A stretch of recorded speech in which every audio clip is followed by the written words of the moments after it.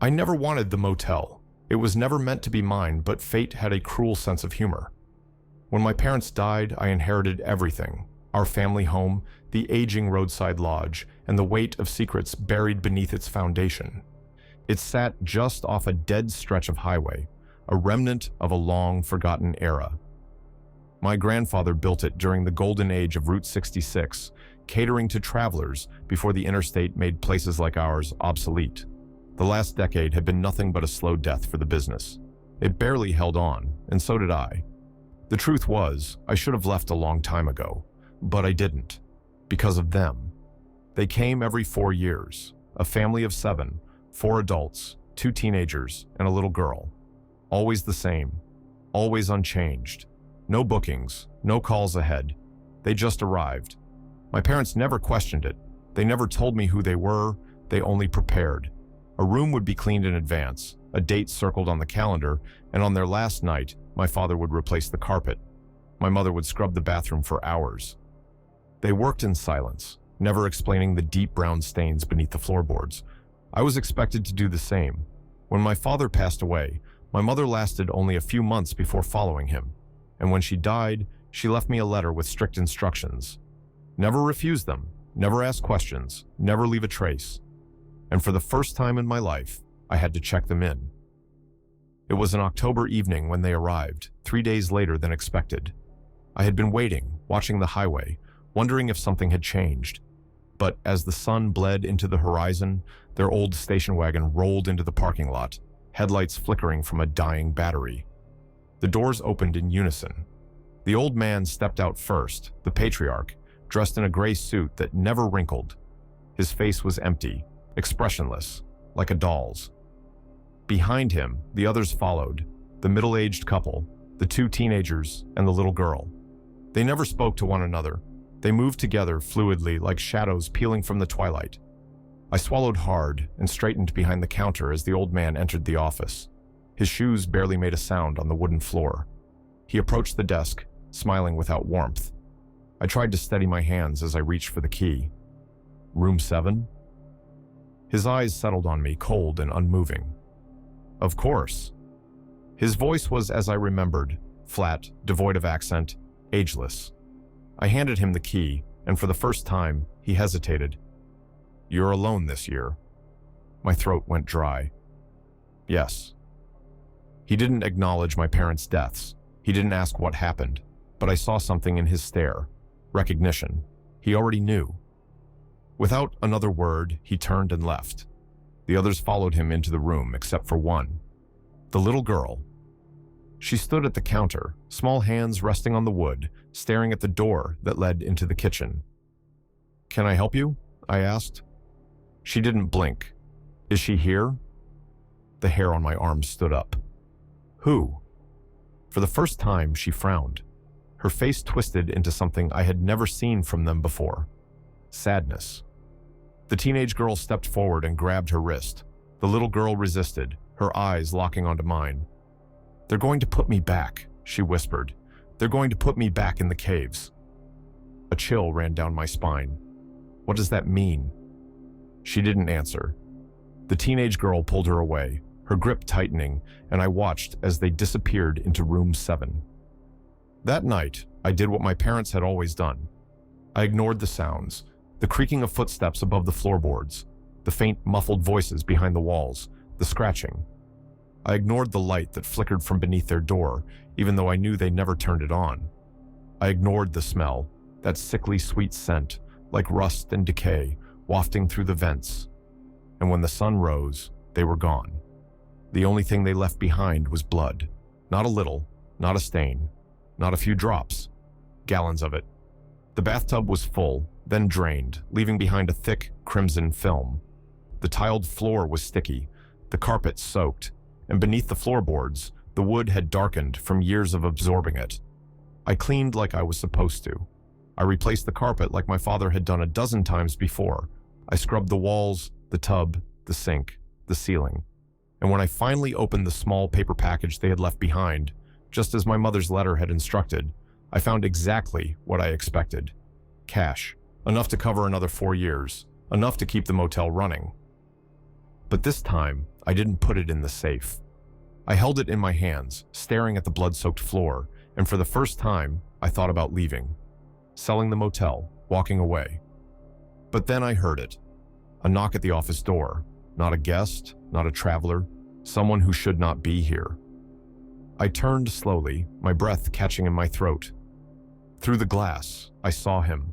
Thin, pale, eyes wide and sunken. The teenage boy, one of them.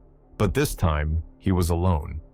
And his voice, when he finally spoke, was hoarse, broken, terrified. I need to see what they left for me. His lips trembled, his hands shook. They left me behind. The teenage boy stood outside the office, his thin, pale frame barely illuminated by the buzzing neon "no vacancy" sign. He wasn't like the rest of them. He was trembling, afraid. I hesitated, gripping the edge of the counter. My parents had always handled the family's visits. I had never spoken to them after checkout, but he wasn't leaving. I unlocked the door. The moment I did, he pushed inside, slamming it shut behind him. His clothes were damp, clinging to his skin, stained with streaks of dirt and something darker. The smell hit me instantly, old blood and earth, like something buried too long underground. I stepped back, instinctively reaching toward the baseball bat I kept behind the desk. "What do you want?" His sunken eyes darted to the small brown package on the counter. "They always leave something," he muttered, his voice raspy, like he hadn't used it in days. "For me, did they?" I hesitated. "No." The boy stared at me, his mouth twitching like he wanted to say something, but then he let out a shuddering breath and collapsed to his knees. His hands dug into his tangled black hair. "They left me," he whispered. Something about the way he said it sent a chill through me. The family had always arrived together and left together, but this time they had driven away without him. And from the way he looked, they hadn't just forgotten him. They had abandoned him. I swallowed hard, still gripping the bat. "Why?" He let out a bitter laugh, barely above a whisper. "I was too weak." His bloodshot eyes lifted to mine. "You don't get to be weak. Not in this family." His words made my skin crawl. I had spent my entire life watching them from a distance, knowing something was wrong, but never questioning it, never getting involved. But this was something new. I glanced out the window, half expecting to see the station wagon idling in the lot, waiting to take him back. But the highway was empty. The forest beyond the road was black with night. No one was coming. "They won't come back for you?" I asked carefully. He shook his head, and then he started to shake all over. Not like a cold shiver, not like fear, like something was happening to him. I took a step back. "Are you—" His breath hitched, his body convulsing. His bones cracked, a sickening, wet sound that made my stomach lurch. His hands dug into the wooden floor, his nails peeling back. A raw, strangled gasp tore from his throat, and then he stopped moving.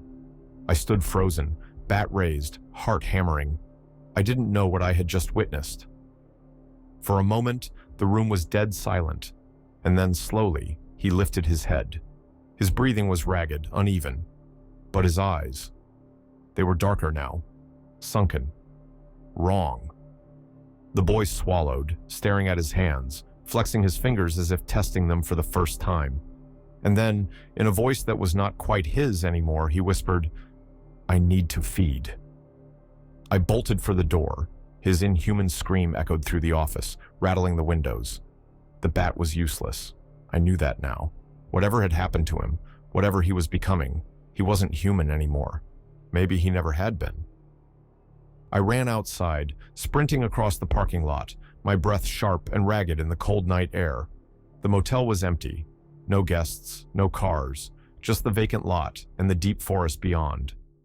I didn't stop running until I reached the supply shed near the back of the property.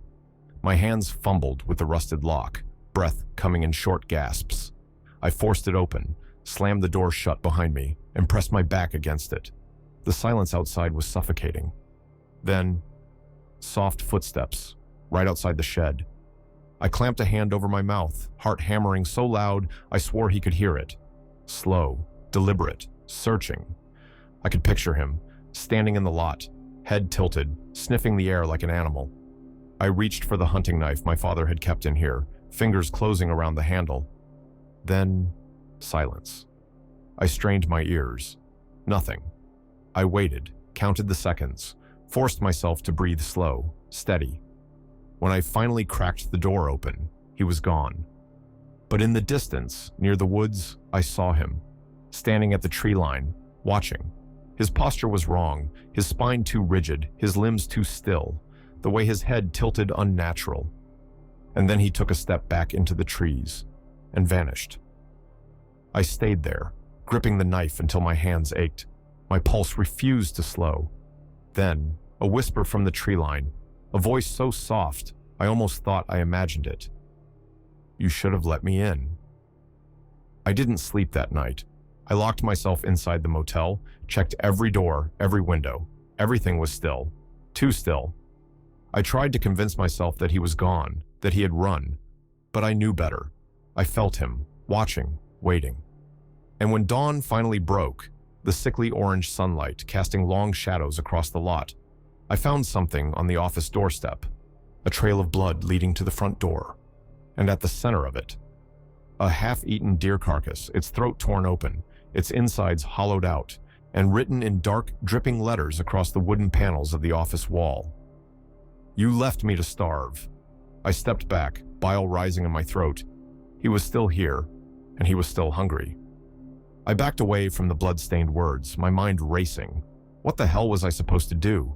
The boy was still out there, somewhere in the woods, watching, waiting. But for what? I turned back toward the motel, my stomach churning at the sight of the mutilated deer. The smell of copper and decay hung in the air, thick enough to choke on. I needed to clean this up, fast. Dragging the carcass away from the entrance was harder than I expected.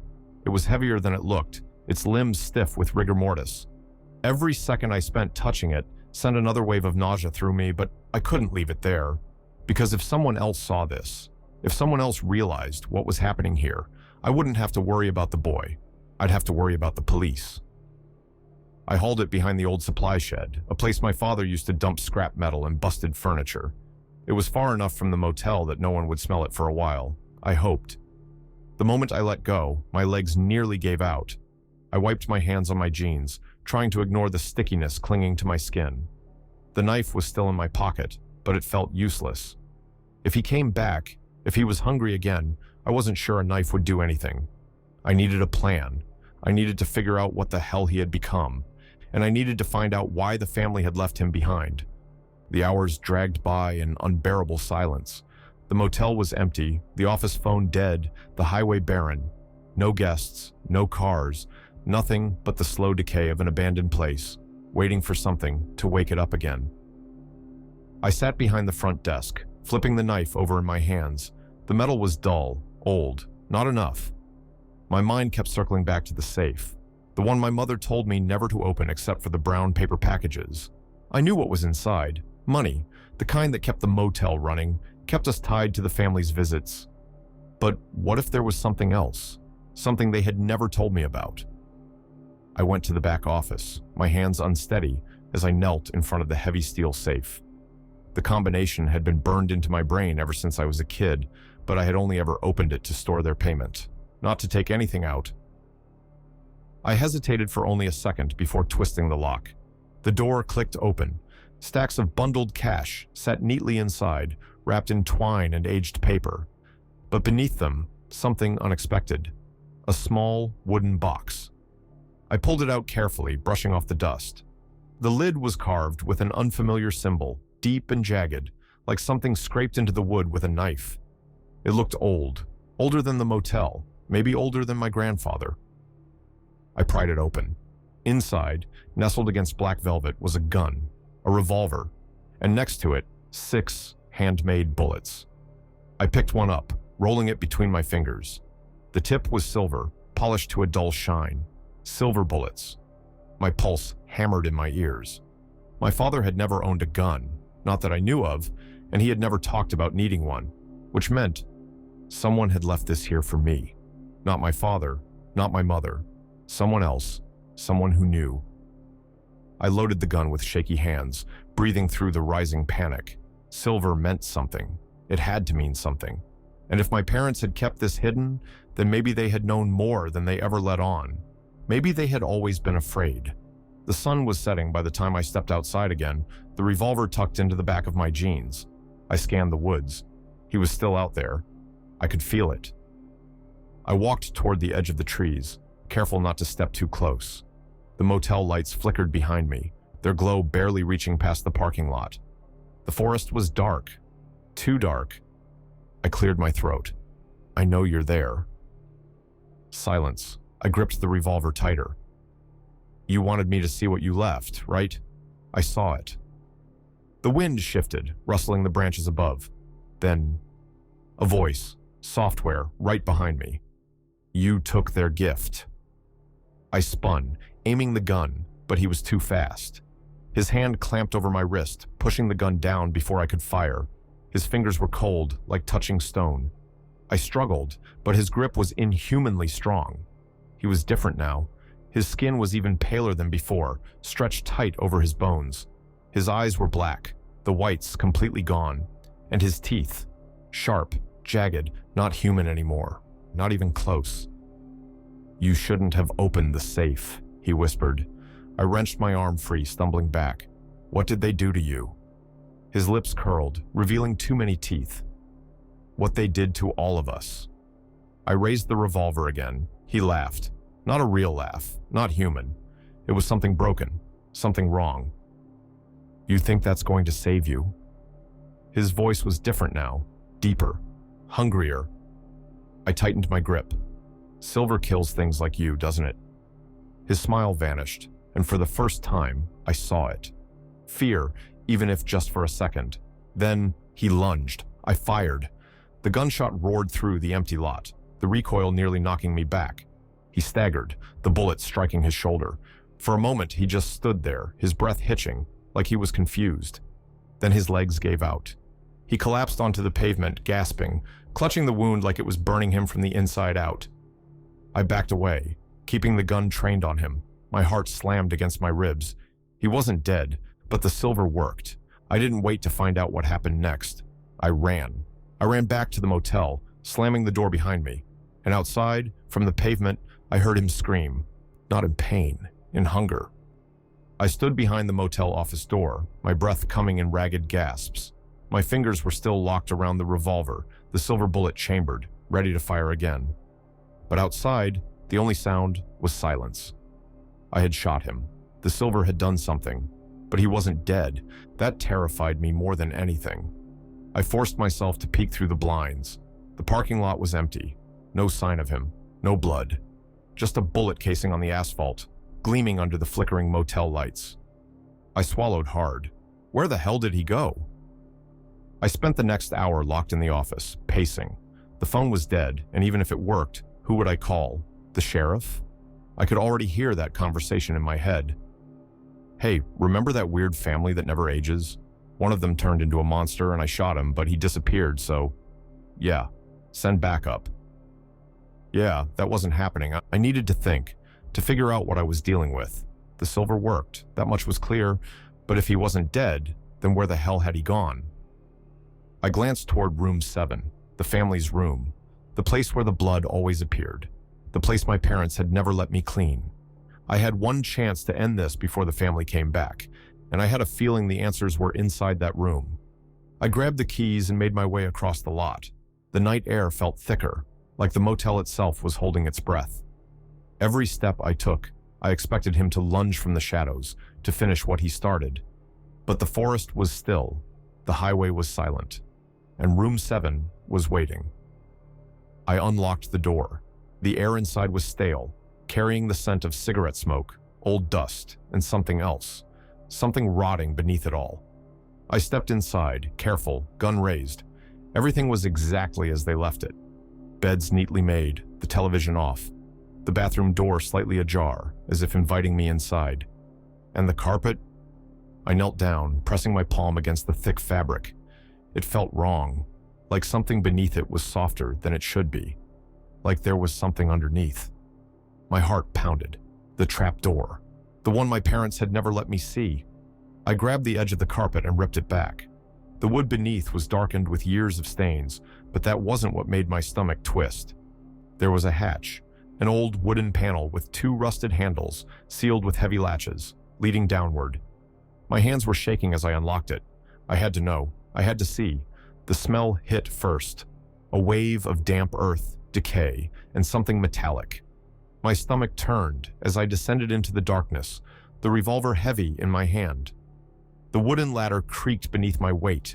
My foot slipped on one of the rungs, and I barely caught myself before tumbling into the blackness below. Then, my boots hit solid ground. I lifted my flashlight, and what I saw made my blood run cold. The chamber was carved from the earth, its walls lined with jagged crystalline rock, the same kind I had seen beneath the motel before. But here, the crystals were bigger, sharper, glowing faintly with veins of deep red and blue, and the mounds, 7 of them, piles of soft, dark earth, just like the ones beneath the floorboards of room 7. Except these weren't empty. I took a shaky step forward. Something shifted inside one of the mounds. I froze. The dirt crumbled away as something pushed itself upward. A hand, pale, thin, fingers too long, ending in sharp, cracked nails. I aimed the revolver, my pulse hammering. Then, I heard it. A low, wet breath from all around me. The other mounds were moving. I stumbled backward, my boots slipping on loose dirt. The first body sat up fully, its bones creaking, its skin stretched tight over its skull.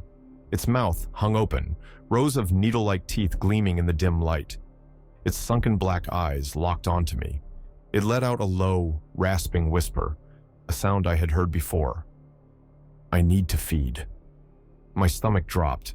There wasn't just one starving one. There were 7. I ran. I didn't think. I didn't hesitate. I ran.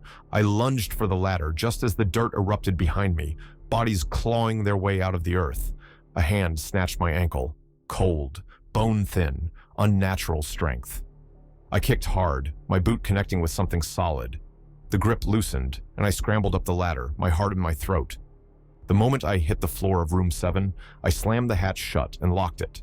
And then I heard the knocking. Not from the hatch, from the motel office door. I turned, my breath sharp. Through the office window, I saw a shadow. Tall, thin, standing completely still, waiting. I forced myself to move, my body screaming at me to run the other way.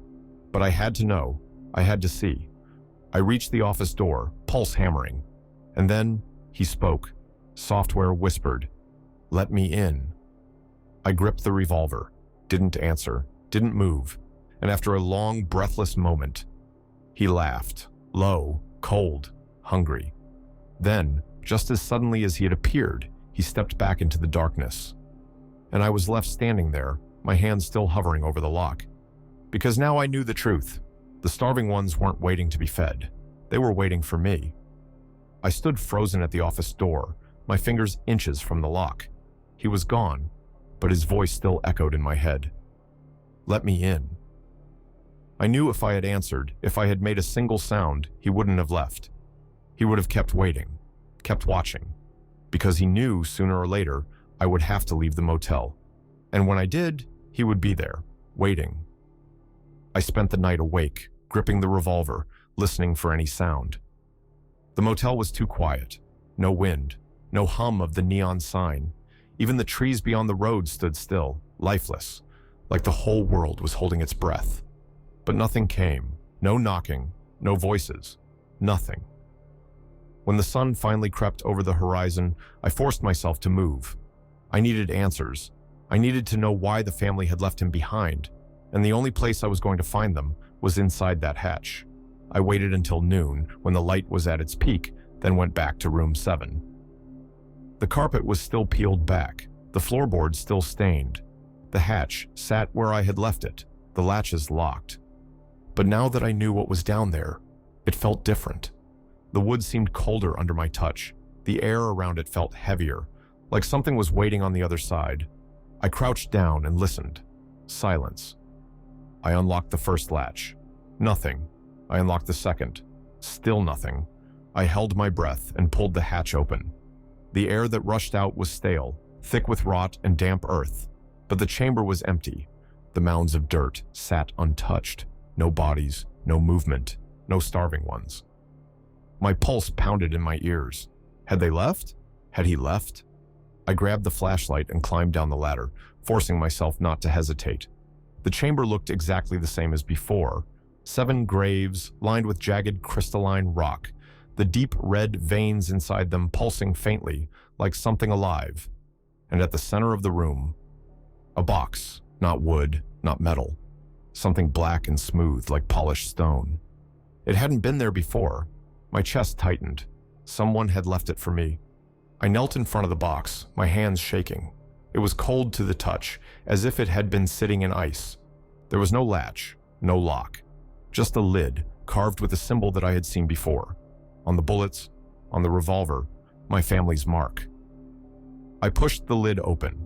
Inside, wrapped in faded cloth, was a letter. The paper was old, yellowed at the edges, but the handwriting was unmistakable. My father's. I unfolded it, my breath shallow, and I read, "If you're reading this, then I've failed. I hoped this burden would end with me, but if you found this, it means you already know the truth." This motel was never ours. It was never meant to be a business. It was built for them. They came to us long before my father ever broke ground here. They needed a place to rest, to feed, and in return, they made us a bargain. As long as we kept the doors open, as long as we obeyed the rules, we were safe. They would never take from us, never turn us, never let us starve. But there was a price. There is always a price. Every cycle, one must be left behind.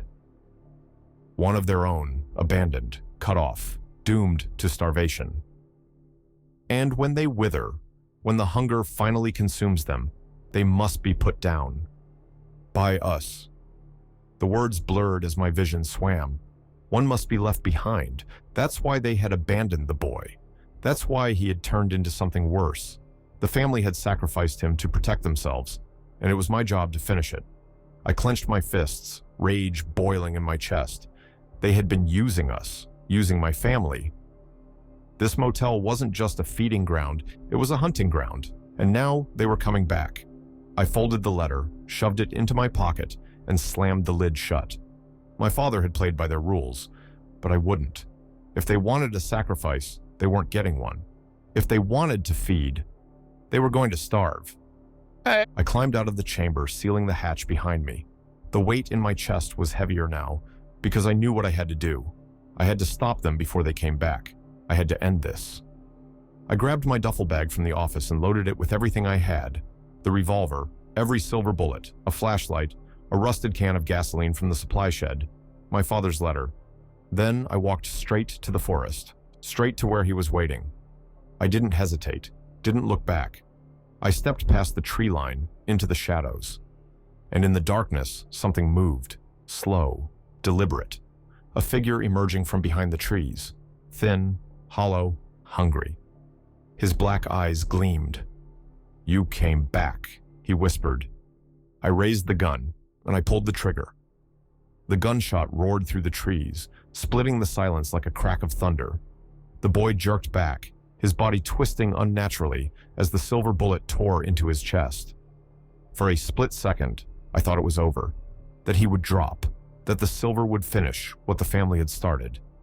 But then, his head snapped toward me, his black eyes wide, his lips curling into a slow, jagged grin. "You think that's enough?" My stomach dropped. He took a step forward. I fired again. The second bullet hit his shoulder, knocking him back, but he didn't fall. He just laughed. The sound sent a chill through my spine. It wasn't human. It wasn't right. It was hunger. And then he vanished. I barely had time to react before something slammed into my side. I hit the ground, hard, my ribs screaming in pain. The revolver flew from my grip, landing somewhere in the underbrush. I rolled just as his claws ripped through the dirt where my head had been. Too fast, too strong. I scrambled to my feet, reaching for my knife. The silver-tipped bullets had slowed him, but they hadn't stopped him. He wasn't just starving. He was changing. His limbs had grown longer, his fingers sharper, his mouth stretching wider than it should have. His voice came from everywhere and nowhere, curling around me like smoke. "They never told you, did they?" I turned in a slow circle, trying to find him. The trees shifted around me, shadows stretching, bending. I forced myself to stay calm. "Told me what?" I said, keeping my knife ready. A low chuckle. "That I wasn't the first one left behind." My blood turned to ice. I knew the family abandoned one of their own each cycle. It was part of their deal. But the way he said it? There had been others. More than just him. I clenched my jaw. And what happened to them? The forest fell deathly silent. Then, right behind me. They weren't as strong as me. I spun just as he lunged again. His teeth snapped inches from my throat, but I drove the knife straight into his shoulder. The silver burned into his flesh, and this time, he screamed. I used the distraction to kick him back, sending him staggering into the dirt. I needed my gun. I bolted toward the underbrush, searching for the revolver. My heartbeat pounded in my ears as I scanned the forest floor. Come on, there. The silver glinted in the moonlight, half buried in the leaves. I dove for it, my fingers closing around the grip. Too late. His hand clamped onto my wrist, crushing it with inhuman strength. Pain shot through my arm. I screamed as he twisted my wrist, forcing me to drop the gun again. His face was inches from mine, his breath cold and rotten, his eyes swirling with something ancient. You don't understand. His voice was different now, quieter, desperate, like he wasn't just hungry, like he was begging. I don't want to be this. I froze. His grip was still tight, his body still radiating unnatural hunger. But in his voice, there was fear. For the first time, I saw something other than a monster. I saw a kid, a boy who had been left behind, abandoned by his own kind, forced to starve, to rot, to become something worse. And now, he was losing himself. Help me. The words barely escaped his lips before his face twisted in agony.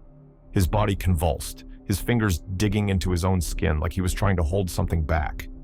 His breath came in sharp, ragged gasps. I realized what was happening. He wasn't just hungry. He was changing. For good. I swallowed hard. How? He looked up, his black eyes flickering, just for a moment, back to normal. Human. Kill me before I forget who I am. I clenched my fists. I could end this now. One shot. One silver bullet to the heart. But my father's letter flashed through my mind. One must be left behind. And when the hunger consumes them, they must be put down. This had been happening for decades, maybe longer. Every cycle, the family left one of their own to starve, to turn into something like this.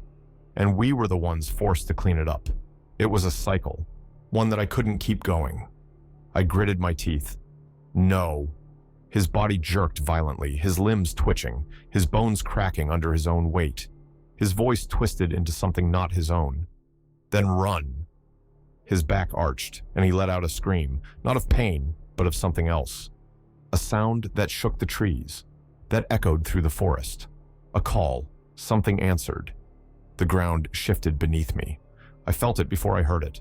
A deep, rumbling vibration, coming from under the earth, from the chamber beneath the motel. The graves, the others, they had woken up. I didn't think. I grabbed the revolver and ran, through the trees, toward the motel. His screams followed me, a sound of pain, rage, hunger. But beneath it, I heard something else, something moving underground, something crawling toward the surface. The cycle wasn't just continuing, it was about to break open completely, because the starving ones weren't waiting anymore. They were coming. I ran harder than I ever had in my life. Branches whipped against my face, thorns clawed at my arms, but I didn't stop. I didn't dare look back, because I knew, I felt them, not just the starving boy, the others. Something beneath the earth had woken up, and they were coming. The motel came into view through the trees. I pushed myself harder, legs burning, lungs raw. My boots pounded against the pavement as I stumbled into the parking lot. I needed time, needed a plan. I sprinted toward the supply shed, fumbling for the keys in my pocket. My hands were slick with sweat, shaking so badly that I nearly dropped them. "Come on, come on!" I jammed the key into the lock, threw open the door, and lunged inside. Darkness swallowed me whole. I slammed the door shut, pressing my back against it, gasping for air. Then, silence. I gripped the revolver, straining to hear anything beyond the ringing in my ears. No footsteps, no breath. Just the distant hum of the motel's neon sign, flickering weakly in the night. For a split second, I thought maybe, just maybe, I had lost them. Then, outside, soft knocking. I stopped breathing. It was slow, gentle, like a child tapping at a window. Knock, knock, knock. I clenched my teeth, forcing myself to stay still. A long silence. Then, a whisper, right outside the door. "Let me in." My stomach knotted. It wasn't the starving boy's voice. It was someone else. Someone new.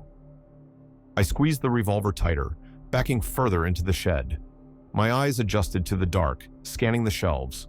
Old tools, rusted cans of gasoline, an axe handle without a blade. Nothing useful. Think. I turned toward the far wall where my father had kept the heavy-duty supplies. There, propane tanks. A few of them were old, rusted, but one looked new enough to work. If I could get back inside the motel, I could end this. Burn them out. But first, I had to make it back alive. I gritted my teeth and reached for the propane tank, moving as silently as I could. Then, the doorknob turned. My blood ran cold, not knocking anymore, not whispering. They were coming in. I grabbed the tank and kicked open the back door of the shed. The second I hit the open air, I bolted. Footsteps erupted behind me. Fast, too fast. I didn't look back, didn't stop. The motel door was so close. I lunged forward, yanking it open and throwing myself inside, just as a shadow rushed toward me from the darkness. I slammed the door shut, flipped the lock, and stumbled backward. Silence. No pounding fists, no howling. Just the quiet press of something against the other side, waiting.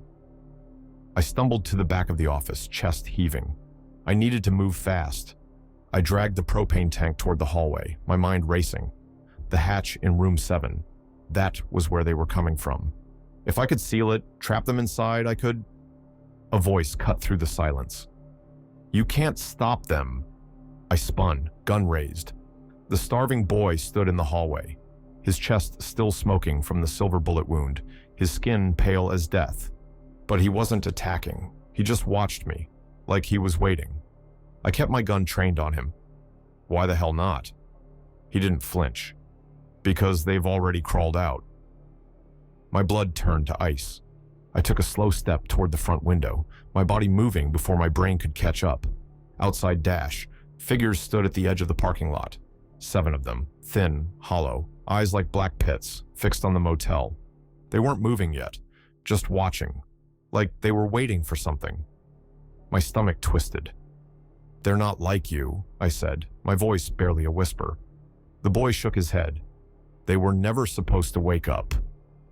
I turned back toward the propane tank, my heartbeat pounding.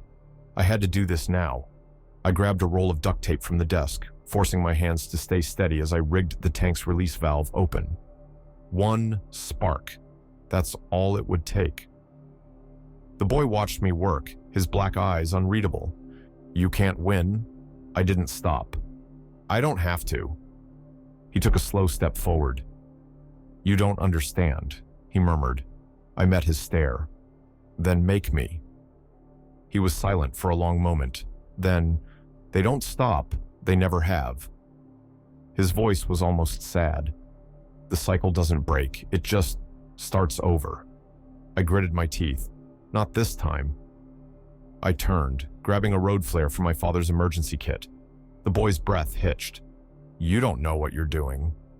I flicked the flare to life. The red flame hissed to life, casting deep shadows across the room. I met his gaze, my heart steady now. "Then let's find out." Outside, the figures moved. Slow, deliberate. They were coming, and I wasn't running anymore. I stepped toward the door, my pulse calm, because for the first time, I had the advantage. For the first time, I wasn't just waiting for them. They were walking into my fire. I braced myself. And then I threw open the door. The motel door swung open, and I didn't hesitate. I hurled the flare into the parking lot. The red light spun through the air, casting eerie shadows before slamming into the pavement, right at the feet of the 7 figures standing at the edge of the lot. For the first time, they reacted. They flinched. Their black eyes glowed with something new. Not just hunger. Recognition. The starving boy had told me the truth. They hadn't been meant to wake up. But they were here now. And I wasn't letting them stay. The propane tank was still leaking gas, filling the motel's hallway with a sharp chemical scent. I gripped the revolver, backing up one step at a time, my heart hammering. The figures in the parking lot didn't move right away. They were waiting, watching, like they were listening for something. Then, one of them tilted its head, and the others followed, like puppets on invisible strings. A cold chill ran down my spine. They were waiting for a command. From who? My stomach twisted. From the family. They were still coming. But I wasn't going to be here when they arrived. I turned to the starving boy, still standing near the back of the hallway. His wounds were still burning from the silver, but he wasn't weak anymore. Not completely. I met his gaze. If you want to stop this, now's the time. His jaw tightened. What do you think you're doing? I grabbed another flare from the emergency kit, flicking it to life. His expression darkened. You can't. I can. I turned back to the door. The figures were moving now, slow, deliberate, not charging, just advancing, like they knew I couldn't run forever. I took a slow breath. Then I dropped the flare. The explosion was instant. Fire rushed up the motel wall, swallowing the front office in a wave of heat. The propane ignited in a violent burst, shattering the windows, sending flaming debris raining down onto the lot. The figures didn't scream. They didn't run. They just stood there, letting the flames consume them. I watched as their skin cracked, blackened, peeled away, and still, they kept walking. I clenched my teeth. Not enough. I ran for room 7, ignoring the heat searing my lungs. If I wanted to stop them, I had to finish it at the source. The hallway was a tunnel of smoke. The walls groaned, the structure already weakening from the fire's spread. I reached the hatch, my hands shaking as I ripped it open. The chamber below was black with shadows, but I didn't need to see to know they were moving down there. The others, still buried, still waiting. If I didn't do this now, they would keep coming. The cycle would never stop. I hurled the last propane tank down the hatch. Then I fired into it. Boom! The ground lurched beneath me. Fire and dust erupted from the hatch, sending me stumbling backward as a deep, guttural screech rose from below. Not human, not animal, something worse, something ancient, something dying. The motel shook violently, floorboards cracking. I had seconds before it all came down. I turned, but the starving boy was still there, still watching me. I met his gaze, the heat of the fire swallowing the space between us. You wanted an end? I shouted. He didn't answer, didn't move. Then, he smiled and walked into the flames. I didn't stop running. I burst through the motel doors, sprinting into the night as the building collapsed behind me in a wall of fire and embers. The ground heaved. The chamber below was giving way, swallowing what was left of room 7 into a pit of flames and ruin. The figures in the parking lot were still burning, their bodies crumbling to ash, one by one. But one of them wasn't. The tallest. The oldest. The one that had been watching me the longest. I knew him. I had seen his face in the old photos. The father of the family. He stood at the edge of the flames, his eyes locked onto mine. Unmoving. Unburning. Then, he smiled and whispered one final thing. We will return. The sky was glowing red by the time I reached the road. I didn't look back. Not when the last of the motel collapsed. Not when the screaming finally stopped. I just kept walking. Through the night. Down the empty highway. I kept walking. The fire behind me cast long shadows across the empty highway, flickering against the dark treetops. The motel, the only home I had ever known, was now nothing but a ruin, swallowed by the flames. The heat still clung to my skin, sweat mixing with the dust and blood on my face. My fingers ached from gripping the revolver for so long, but I couldn't bring myself to put it away. Not yet. not until I was sure they were really gone. The highway stretched out before me, an endless strip of black asphalt, cracked and forgotten. No headlights in the distance, no sounds of civilization. Just me, and whatever might still be watching from the trees. I forced my legs to keep moving, even though every muscle in my body screamed for rest. If I stopped now, I'd start thinking. And if I started thinking, I'd start remembering. The starving boy's last words. They don't stop. They never have. The father's final whisper. We will return. I swallowed hard. The motel was gone. The chamber below it collapsed. But the family hadn't been there yet. They were still coming, and they wouldn't be happy when they arrived. I walked for hours. The road signs were rusted, barely legible. My father had always called this stretch of highway a dead road, one of the many forgotten routes people avoided without knowing why. It was the perfect place for the family to exist, and now I had no idea where it led. I had never left before. I clenched my jaw at the thought. My parents had never prepared me for an escape. They had only ever taught me how to stay, to keep the motel open, to clean the mess, to wait for the family, wait for the cycle to start again. Not anymore. I had burned their sanctuary to the ground, and now I had to find a way to end this for good. The first sign of life came just after sunrise, an old gas station sitting alone on the side of the highway, its neon sign flickering with weak light. I hesitated at the edge of the lot. The place looked like it hadn't been touched in years. The windows were coated in dust, the paint on the walls peeling, but the door was open, and inside, a radio was playing. I stepped forward carefully, the revolver still heavy in my grip. The bell above the door let out a weak chime as I entered. The inside was as dead as the outside, empty shelves, an old cash register covered in a layer of grime. The radio crackled from somewhere behind the counter, its signal wavering. A voice drifted through the static. Fire reported off Route 66. No survivors found at the scene.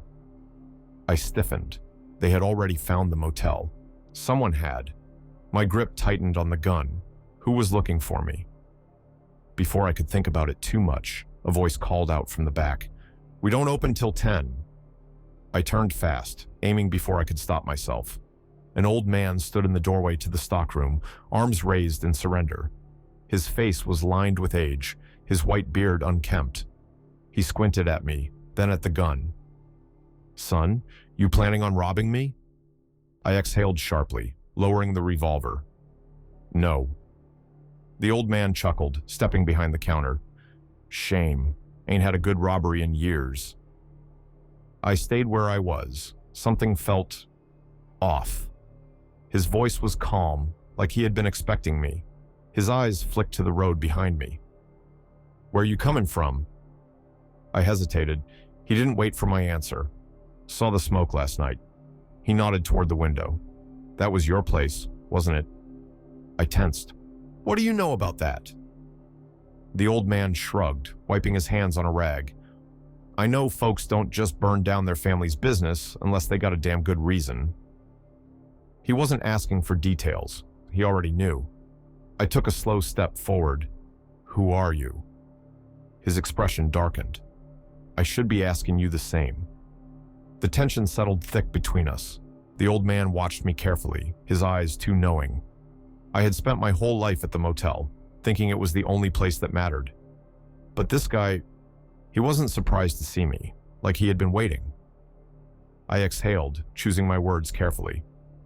The family, I said. You know about them. The old man's jaw tightened. Then, he turned toward the stockroom, motioning for me to follow. I hesitated, then stepped behind the counter. He led me past the shelves, past the crates of expired food, to a locked metal door at the back of the building. He pulled out a key, unlocking it with a low click. Inside dash.